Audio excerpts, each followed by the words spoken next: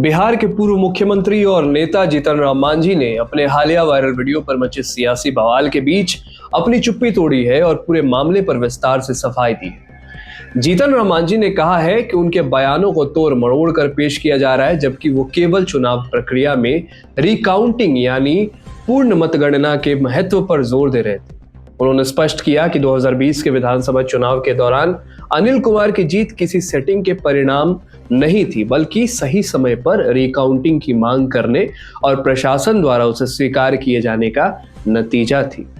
जीतन राम मांझी ने अपने संबोधन में कहा कि किसी करीबी मुकाबले में जब हार जीत का अंतर बहुत कम होता है तो उम्मीदवार का ये कर्तव्य है कि डटा रहे और दोबारा गिनती की मांग करे।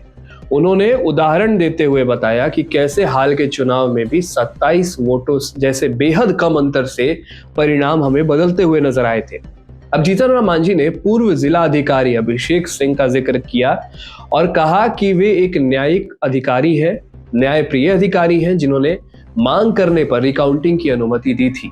उनका कहना है कि इस बार के चुनाव में अगर उनके उम्मीदवार मैदान छोड़कर भागने के बजाय मजबूती से रिकाउंटिंग की मांग करते तो परिणाम जो है चुनाव का वो उनके पक्ष में आता हुआ नजर आ सकता था। बिहार के पूर्व मुख्यमंत्री है जीतन राम मांझी और उन्होंने अपनी बात को पुख्ता करने के लिए अपने राजनीतिक सफर के पुराने अनुभवों को भी साझा किया। मांझी ने बताया कि 1990 के चुनाव में वे खुद भी महज 127 वोट से हार गए थे, क्योंकि उस समय उन्होंने रिकाउंटिंग की मांग नहीं की थी और हार मानकर वापस आ गए थे। उन्होंने जोर देकर कहा कि चुनाव मशीनरी या अधिकारियों में कोई दोष नहीं है, बल्कि कमी उम्मीदवारों और कार्यकर्ताओं के उत्साह में रह जाती है।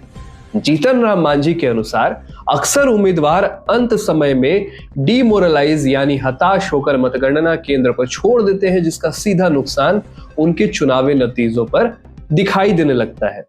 अंत में जीतन राम मांझी ने मीडिया से बात करते हुए यह भी स्पष्ट किया